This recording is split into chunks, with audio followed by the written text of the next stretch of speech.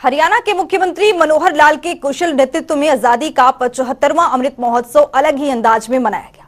पंचकूला के इंद्रधनुष सभागार में मंगलवार को मुख्यमंत्री मनोहर लाल ने अपनी पूरी कैबिनेट के साथ स्वराज भारत के स्वतंत्रता संग्राम की समग्र गाथा को सुना। इस अवसर पर सीएम मनोहर लाल ने प्रदेश की सभी संस्थाओं से आजादी के अमृत काल में आजादी के किस्सों से जुड़े अलग अलग कार्यक्रम आयोजित करने का आह्वान किया। देखिए आजादी की समग्र गाथा पर आधारित हमारी एक खास रिपोर्ट।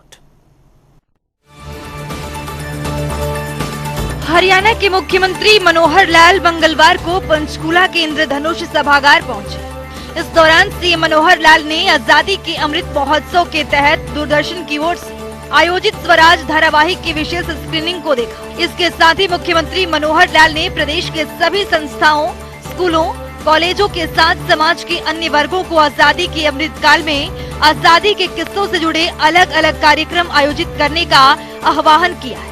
सीएम ने कहा कि आजादी से जुड़े किस्से, कहानियां, चर्चा और इससे जुड़ी बातें होती रहनी चाहिए ताकि हम आने वाली युवा पीढ़ी को बता सकें कि देश को आजादी कैसे मिली। तो चलिए ग्राफिक्स के जरिए समझते हैं। देश भर में आजादी के 75वां अमृत महोत्सव की धूम।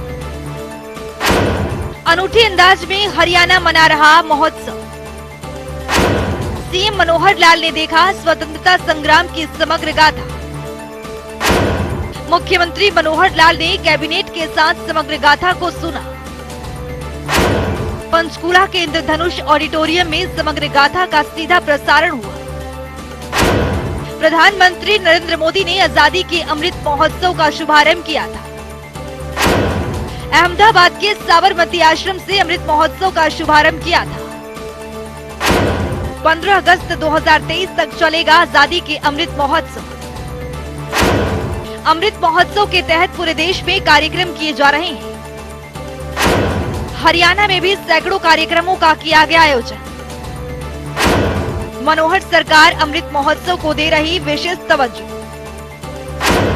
भारतीयों पर ढाई गई बर्बरता से अवगत कराना सरकार का उद्देश्य। वहीं मुख्यमंत्री मनोहर लाल ने कहा कि आजादी के इतिहास में क्या छिपा है और क्या हमें ज्ञात है और क्या अभी भी अज्ञात है, इसे आम लोगों तक पहुंचाने के लिए दूरदर्शन की ओर से किया गया ये प्रयत्न सराहनीय है।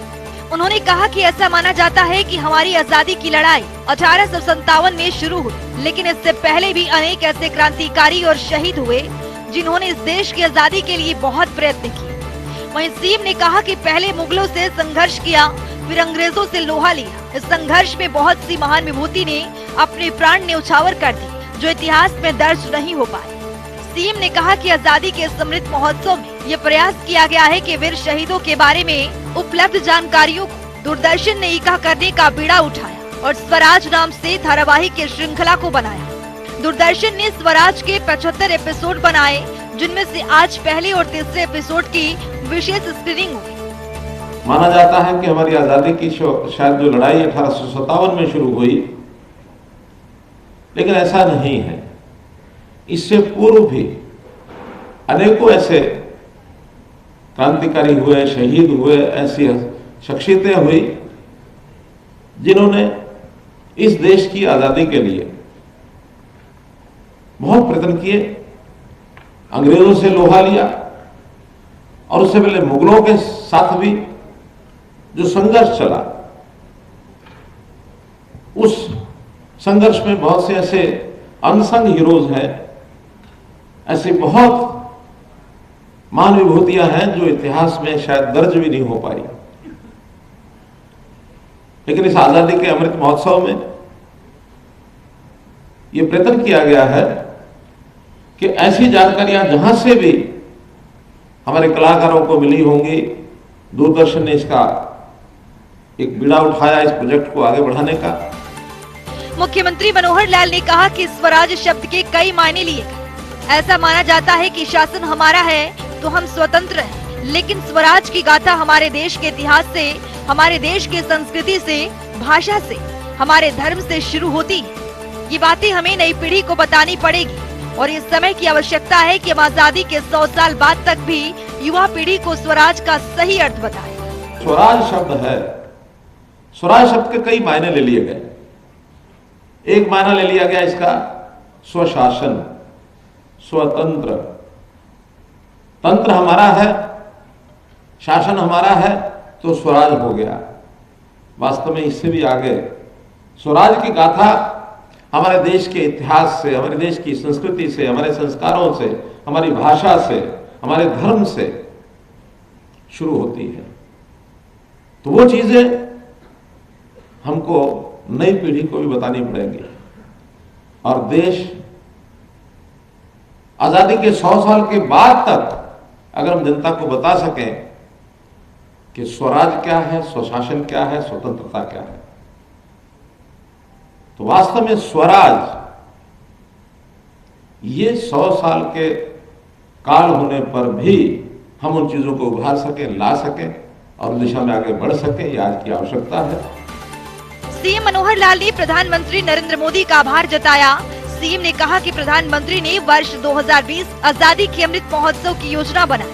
अमृत काल में 2 वर्ष तक कार्यक्रम बनाने की बात कही गई। इसी के तहत ये कार्यक्रम आयोजित किया जा रहा है।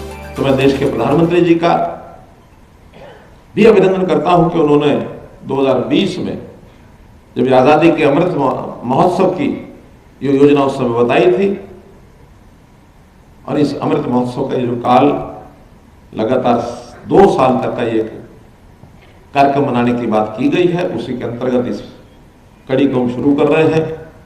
और ये शुरू होने के बाद हम लोग कोशिश करेंगे कि सभी संस्थाओं में, स्कूलों में, कॉलेजेस में और अन्य भी संस्थाएं या जहां कहीं ऐसे पब्लिक फंक्शंस होते हैं, कार्यक्रम होते हैं, उसमें भी इनका जो मंचन किया जाए, इनका चर्चा की जाए, जिक्र किया जाए, इन कथा कहानियों के बारे में बात आए ताकि लोग उसको समझ सकें। आज इस अवसर पर मैं आपको बहुत बहुत बधाई और शुभकामना देता हूँ। इस अवसर पर मुख्यमंत्री के अतिरिक्त प्रधान सचिव एवं महानिदेशक डॉक्टर अमित अग्रवाल मुख्यमंत्री का इस कार्यक्रम में पहुंचने पर आभार जताया।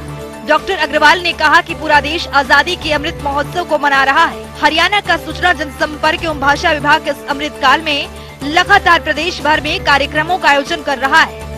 यह सीरीज या जो 75 एपिसोड्स हैं, भारत के उन अनसुने महान नायक नायिकाओं के शौर्य और बलिदान की गाथा है, और जिसका उद्देश्य है, दूरदर्शन का उद्देश्य है कि इस गाथा को हम जनमानस तक पहुंचाएं, विशेष तौर पर हमें हमारे युवा वर्ग, हमारे बच्चों तक पहुंचाएं, ताकि हम सब इससे प्रेरणा लेकर भारत के नवनिर्माण में एक अपनी रचनात्मक भूमिका निभा सकें।